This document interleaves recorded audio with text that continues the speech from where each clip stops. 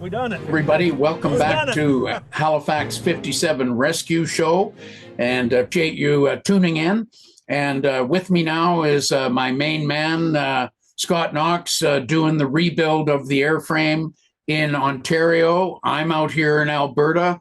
And Scott, just let me explain to you, I feel like Rod Serling here because show 16, we had over 60,000 views. God bless each and every one of them.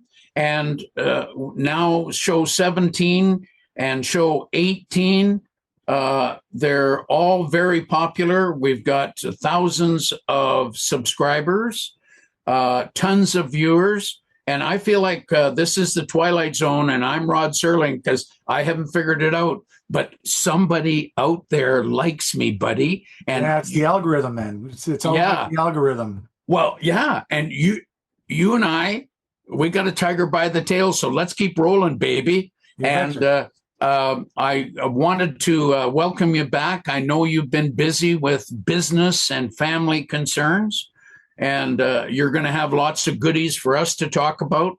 But I just wanted to show these shots of the rebuild shop of NA337 in Trenton, Ontario at the National Air Force Museum. I want to show the folks. I want to show them the detail and the beautiful rebuild that was done. Okay, folks, here we are, and NA337 in the hangar after recovery to Canada, airlifted out by C-130 Hercules, and there she is all in her glory. There's the center section, the backbone of the Halifax as she came out of the airframe. And then we moved on to this next one showing all the component parts. And there's the outer wing ailerons. You can see the bones are good, but of course the fabric has gone after 50 years underwater. And here's, if I can just show you, there's three of the guys, Guy Courier, Glenn Brunton, and Keith. And there's George Roshkoff and Tom. They've taken the main spar out, totally rebuilt it, and now they're going to insert it back in to the airframe. Here's the wing ribs going back on after refurbishment and some replacement of ribs. And you can see all the other stuff behind. Center section going back into NA337. Scott, you'll be reminded of this structure, buddy. And there is the center section with leading edge ribs, the doghouse up on top of the fuselage, the engine. You can see the cylinder heads for a Hercules engine in the foreground. There's a reassembled Bristol Hercules being attached back on the airframe in all its glory, totally rejuvenated. And here's a side view of that same engine. That would be the starboard inner engine, number 3 for all you Yankees. And there is a completed engine on the restoration with the exhaust pipes coming down the side, the oil cooler underneath. Here's the rejuvenated cockpit. I'm going to talk more about that later. And all of the intricate details to totally restore that. Now, this is the rear fuselage of the NA337 with some flap boxes that Scott is working on right now for our Halifax, but this is NA337. And here's the rear fuselage. You see that jagged edge back there way at the back of the fuselage? I got some talking to do about that. And remember, we recovered the tail first, and then we pulled up the entire airplane with the jagged fuselage on the back. And here is where I'd like to pause. I got to tell you a story. This is a hen house from Stornoway, Scotland. And the guy that bird dog that found it for us, organized it, saved it, is Ian Foster of Polmount, Scotland. With him and his buddy, Carl Edmondson, they went above and beyond the call of duty. They scoured all over England to find parts to help rebuild NA337. And if it wasn't for Ian Foster, we would never have had the Halifax done by the year 2005. We would have still been building bulkheads and other pieces for the rear fuselage of the Halifax. So bravo to Ian Foster and his group. They're the ones that started Halifax 57 Rescue. Ian Foster is the founder. And of course, he handed the torch off to me during that transition period coming up to 2005. So if I just wanted you to know, and by the way, that hen house that came from Stornoway, Scotland, that cost us, thank you, Ian Foster, 25 pounds and 2 bottles of whiskey. So there you can see the hen house getting ready to be shipped to Trenton, Ontario in a C-130. And it's all due to Ian Foster. And guess what, folks? You will not see Ian Foster's name given credit for this beautiful tail section, rear fuselage. So I just had to tell you that.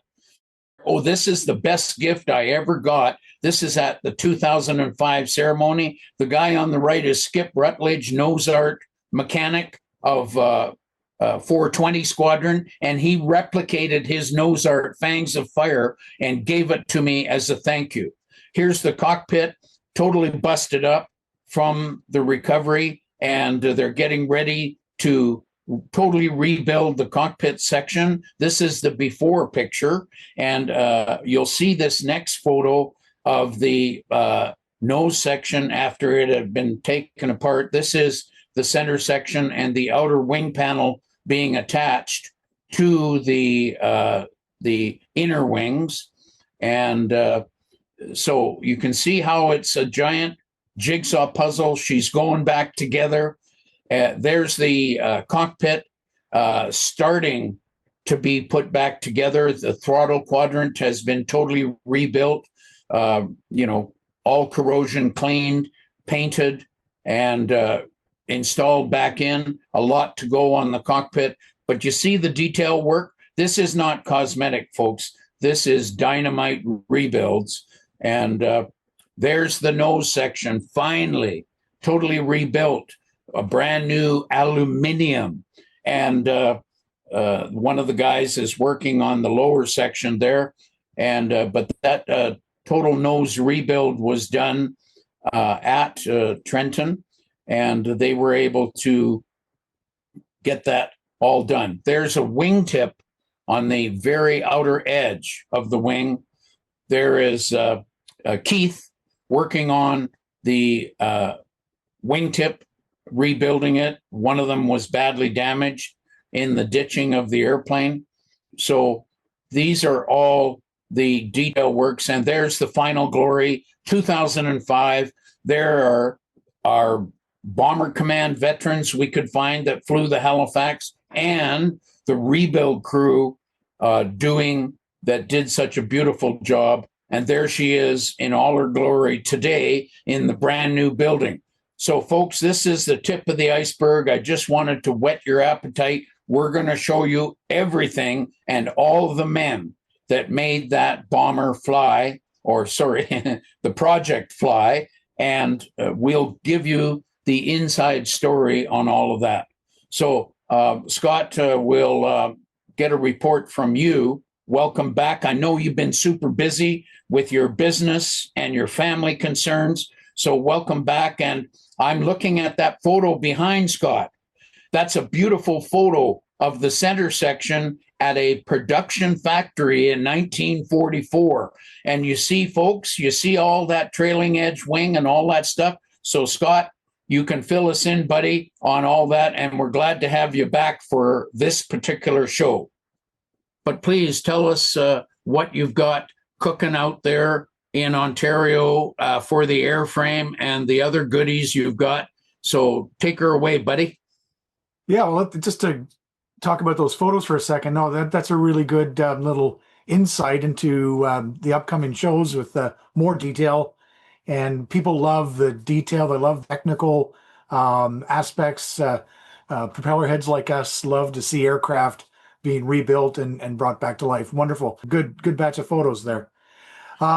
So today, at my shop, what we're working on, you can see behind me on my screen here, we're working on the center section, and it's going to look a lot like what we see behind me here soon. So we're working on right now trailing edges, and you've probably seen in the other videos, it's slow going, but it's intricate work.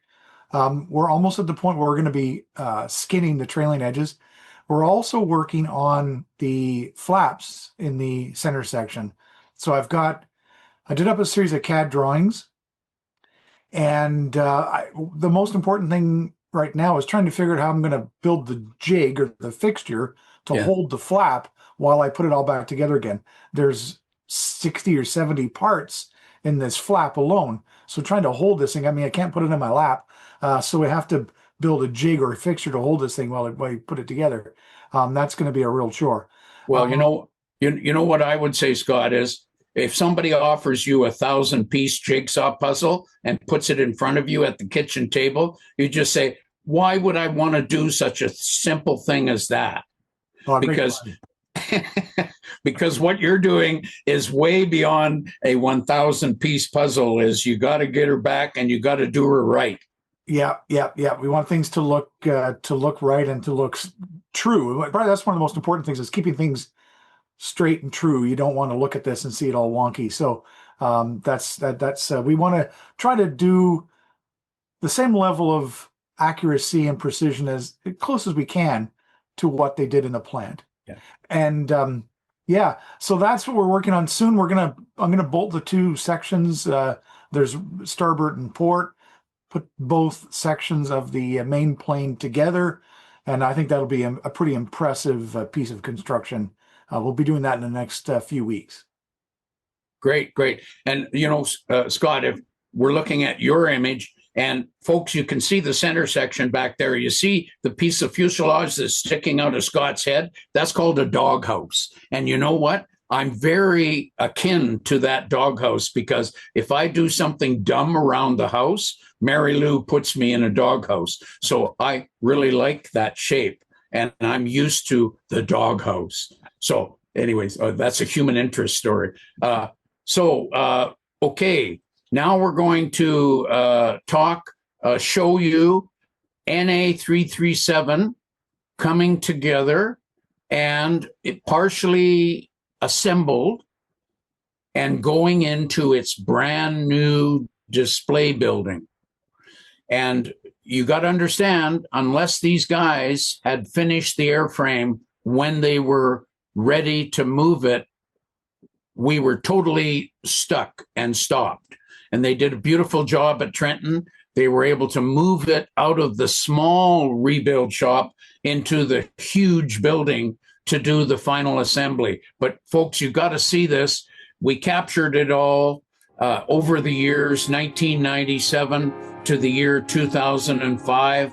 And so I'll just let the images speak for themselves, and we'll roll this tape from our archive. 9 years had passed since the summer of 1995, and the recovery of the aircraft had been a remarkable achievement. Carl Kasgaard and two Norwegians, Tor and Rolf, had located the World War II bomber at the bottom of Lake Mjøsa. Using advanced technology, Scott Knox and Dag Ammerud had developed a special underwater lifting device which had worked to perfection. In Canada, Jeff Jeffrey formed HAA, the Halifax Aircraft Association, with a number of veterans who had flown or worked on the planes in the war. This group would become the restoration team, and over a 9-year period had reconstructed the plane. Carl formed a second group, Halifax 57 Rescue, which works tirelessly to this day, searching and reconstructing a second Halifax bomber in Nanton, Alberta for Canada's veterans.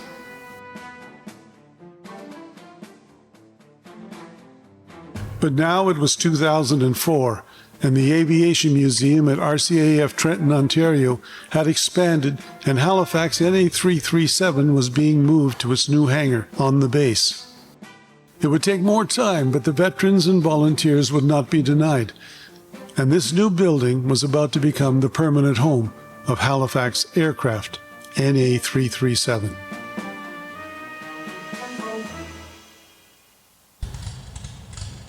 So Jeff, that day we were sitting there on the thing, how did you feel that day? How do you feel now?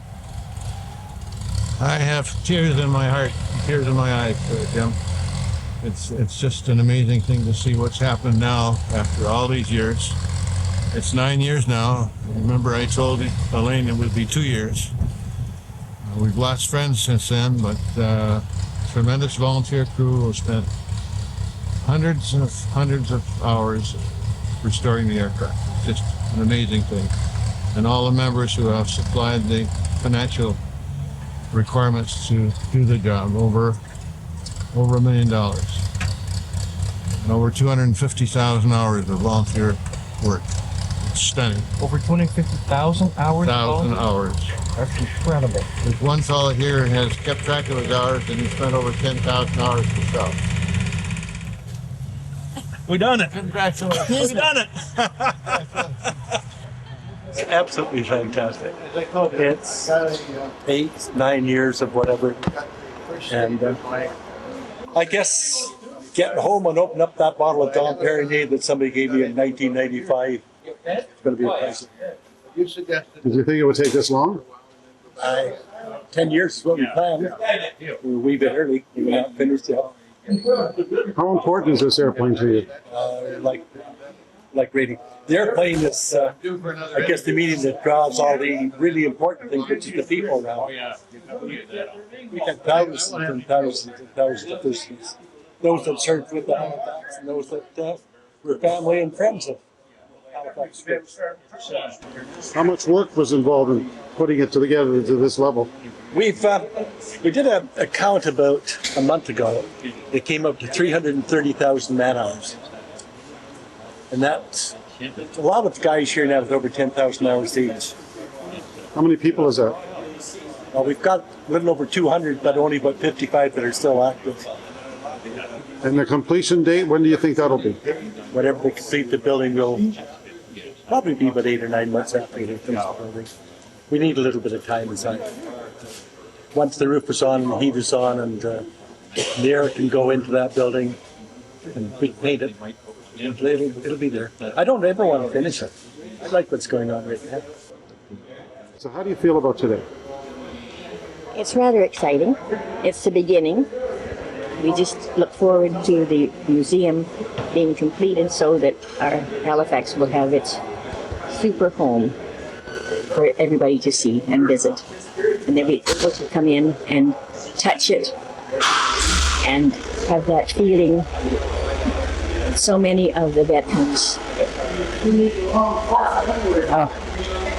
Why did you do it? Well, my husband was a pilot of the Halifax, and I know his love for the Air Force, or the flying, and I felt that it was an adventure, which it has proven to be. It has kept us very busy for all these years, and we are so pleased at the response to our Halifax Aircraft Association. It's been all the people, the veterans, their sons and daughters that have contributed small amounts and large amounts that have helped us to restore this beautiful bird.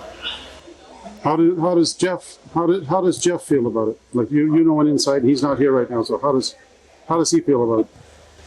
Well, it seems to have taken over our lives, and we both feel very strongly about it. He's very excited and very intense and very anxious to have it completed so that all the people can see it, and for the next generation and the future generation. So how do you feel right now? Terrific. How important is today to you? This is very important. This is the control center of the Halifax long. How important was today to you, though? Today was very important. Why? We've seen the making of history today. Over 10 years, we've been working on this today. The crew that have been restoring this aircraft deserve all the credit. What do you got in your hand there? This is a pilot's control. It controls the throttles of the aircraft as well as the RPM. Do you have an estimated date on the finished completion of the airplane? I can't give you that, but I'm sure Bill Titilia can give you a rough estimate. We've already given them a date. Be about 8 to 10 months after we get into the new building. And that, I guess probably 2007 will be a good guess. That's what we're shooting for right now. 1st of April 2007. Well, I guess when we started, we were sure it was going to happen, but we didn't think that it would be 750,000 rivets later and 10 years later, and we still have a couple more years to go. It's taken a lot longer than we thought. I think when we looked at the aircraft when it came out of the lake, it looked beautiful. We didn't realize that it had to be completely dismantled and put back together. But it's looking real now, and it's just marvelous. The aircraft still had a lot of work to be done, but that didn't matter. By this time, every veteran who had ever flown a Halifax had heard of this remarkable story. It would become a centerpiece for the museum, and no one could deny its importance as a rare historical masterpiece of aviation technology. They had hoped the plane would be ready in 2005 for its 10-year anniversary of the recovery, and although there would be a lot of work to do, the volunteers were determined to get the job done. Today, we invite you to visit Halifax NA337 at the National Air Force Museum of Canada at RCAF, Trenton, Ontario.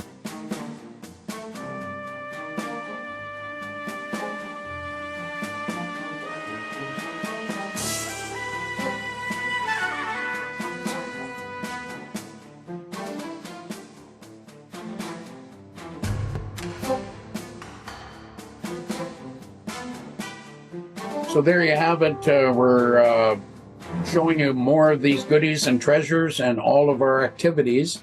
And Scott, before I sign off, I want to tell the folks that are viewing that next week on show 20, we're going to show climbing that Mount Everest of our Halifax, having the beautiful ceremony in 2005 when she was totally rebuilt to brand new. And all the guys were there, but we're going to show all of those eyewitness stories and all the beautiful ceremony next week on show 20. So we hope the folks will tune in on that program and see us. And we've got miles to go before we sleep. But how about if you sign off for us, buddy, and we'll just keep rolling. And that's my 2 bits for the day. So take her over, Scott. Excellent, excellent. Yeah, no, all really good, good material. People love this stuff. Thousands and thousands and thousands of hours were put into the rebuild of NA337. At the time, there was still a lot of veterans around. There was, funding sources available. Days have changed. Funding sources are coming from different places now. But the effort still has to be put in. We still have to put in thousands of hours of effort and many thousands of dollars of material and overhead costs. It's a huge undertaking. And I think some of the imagery and things that we're showing give people a better perspective of the amount of effort that goes into a project like a significant project like this. So for everybody out there, it's really important that you like and subscribe. Please share the content. Make sure all your friends know about what we're doing. Point them in the direction of the material that we're putting together for you. And this putting this material together takes a lot of effort. There's a lot of people behind the scenes that are working hard to put this stuff together. And please, help us help them. To bring more content. We have so much stuff in archive and that we can show you. And going forward, if we get support, we can push this project forward, and we can show you more current imagery and keep you up to date on our current project. But without support, it's going to be tough. We're still going to keep working, but it's going to be a lot tougher if we don't have that support. So please share this content. Thanks so much for watching. We really appreciate you people out there and your interest. That's great. And so we'll sign off here, but folks, remember, we leave no Halifax behind.